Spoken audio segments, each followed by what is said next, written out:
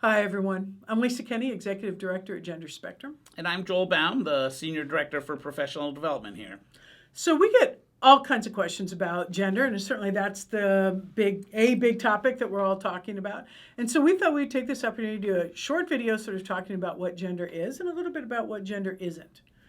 Joel, you want to kick us off? Get us started. Where for a lot of us, gender begins when we're born. We have a particular kind of body, specifically the genitalia that we're born with, and based on that, we're assigned a sex. And we go out into the world with the assumption that that sex will be what our gender is.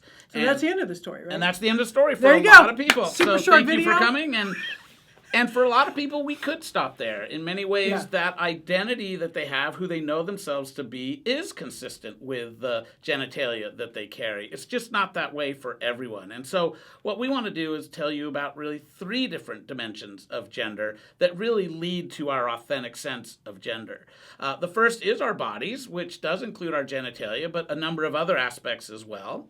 The second dimension of gender is our identity, kind of the deeply held sense of who we are and who we know ourselves to be. And then there's gender expression, which is really the way in which we perform our gender, or show our gender to the world, and send messages about who I am and what I want you to know about my gender. So Lisa, do you mind talking a little bit about each one of those? The body, the identity, and the expression? Sure. I mean, I think the truth is that most people, when you really think about it, when you think in your families and you think about the different communities you're part of, you already recognize that, in fact, gender shows up in a lot of different ways, much more than 2 ways. And so why is that? Well, it comes back to these 3 dimensions. So as you mentioned, the first one's body. So it includes our sex and reproductive capabilities and functions and all of that, but also our minds. Right. I mean, what we know is that a lot of how we come to understand our gender is actually in our mind. And that's one of the most intriguing things that I think that we've come to understand as a society through our research and other things that are Exactly. going on. I think science is really revealing a lot there. Yeah, so it's really exciting. I mean, that's an exciting time. I think gender identity also, in fact, that might be my most fun topic these days, whether it's somebody who identifies as being genderless, that doesn't identify as having a gender, and therefore, and that the name of that is agender, or whether or not they fall into a typical binary gender, much like we were raised with, thinking about, there are boys and men and girls and women, and identifying and saying, yeah, that's how I identify. And again, that's still the majority experience. But that's really changing too. And then there's all this new identities around non-binary identities. Now, one question that comes up is, so where does transgender fall? Right. Some transgender folks do identify in the binary. So instead of the example of a cisgender person where their sex is consistent with their gender identity, with a transgender person who comes from a binary gender identity, it's just simply across from. So instead of seeing myself consistent with the sex that I was assigned at birth, I actually identify with the gender that's the across from or opposite of that. So that's a binary transgender person. But there are also transgender people that have a non-binary identity. So that's why it's not always that simple to kind of think about in terms of what gender identity is.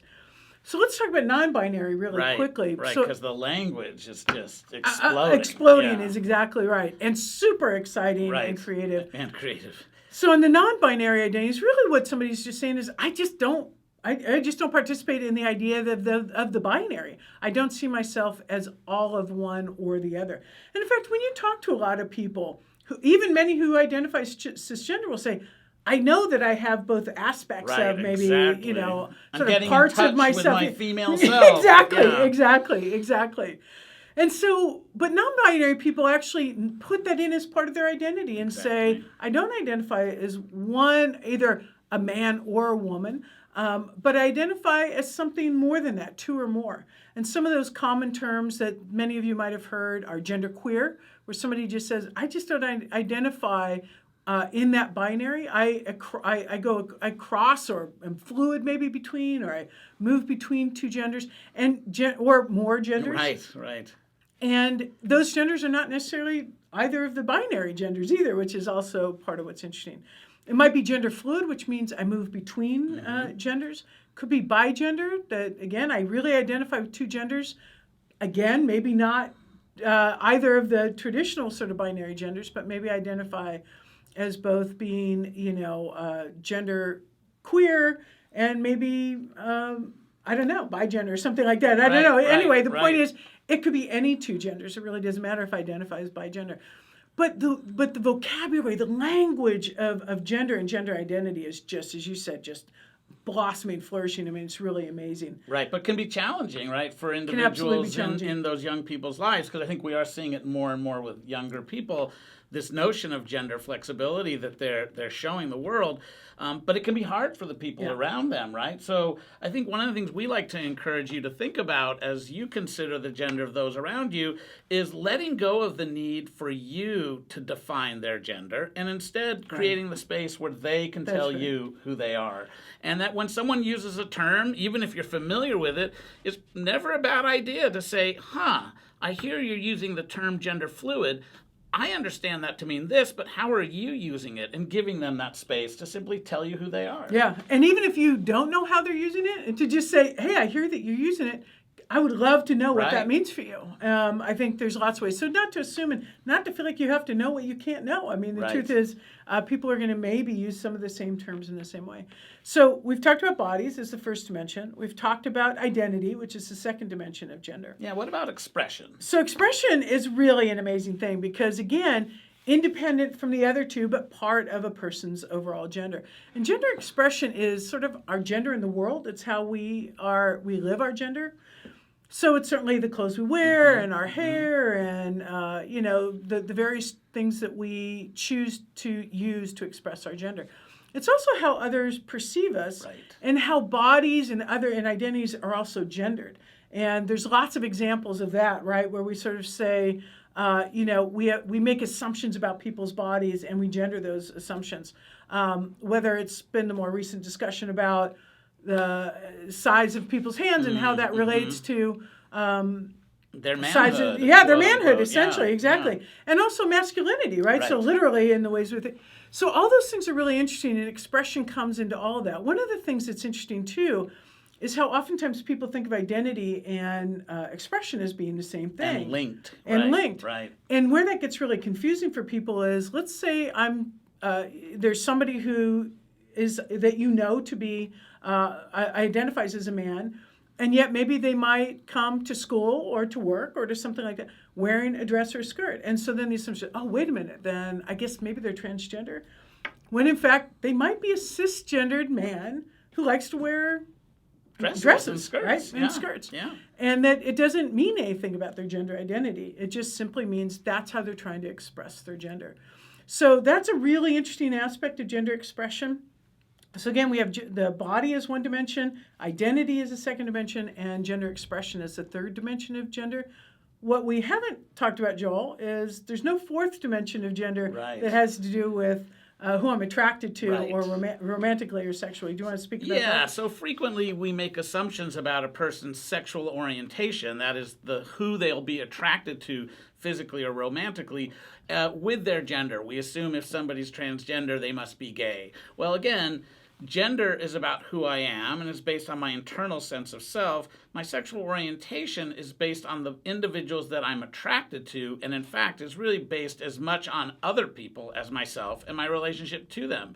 And when we confuse them, whether it's assuming someone's expression tells me something about their orientation or that their identity that they tell me they use is their sexual orientation, we end up really minimizing both and miss the boat, and again make all sorts of assumptions that get in the way of our having a real understanding of who that person is.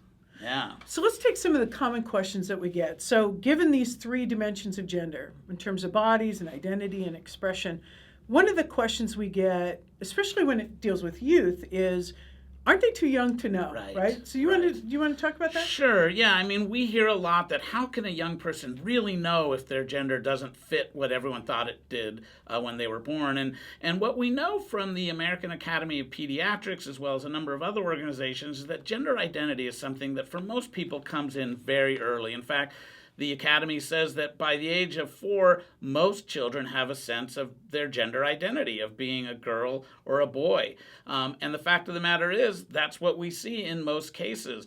we know who we are. In some cases, it won't be as clear, and then we'll have individuals come to understand their gender identity later in life. But all of us know the problem is if you come up with an answer as a young person that doesn't fit what everyone else is thinking, then they question it. Right. We don't question a boy with a typically male body who identifies as a boy. We only question a person with a typically male body who doesn't identify as a boy, and yet they may be equally clear about who they are as that boy is. And one thing to say is that while kids that age do have a sense of their gender, it doesn't mean they're going to necessarily communicate it to the adults in their life. Sure. So there may be, some people think, oh, well, unless it got communicated when they're really little, well, then it's not real. Then it's not, yeah. Or it's not going to happen. Like Right. that issue came and went.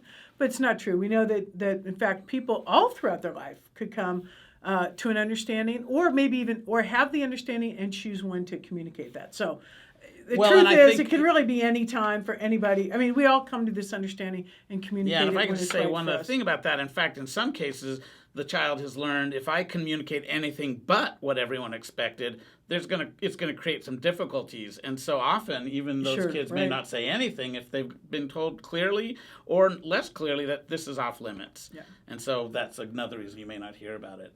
Now, another question we get quite a bit is the idea that kids are just going through phases. How do I know my child isn't just, playing around just to get attention or just going through a phase? How might you respond to some of those ideas? Well, I think it's true. Lots of kids, part of being human is to explore and to try things on and experiment. I think, of course, a lot of kids do that, and that's a completely natural part of being a child. Right. And that does not mean just because your child wants to... I want to be the mommy on the today. Yeah, exactly. That doesn't mean anything except that they want to be the mommy that day. I think one of the things that that you might want to watch out, though, is if you see there's an energy behind it, an insistence behind it, where this is not just playing.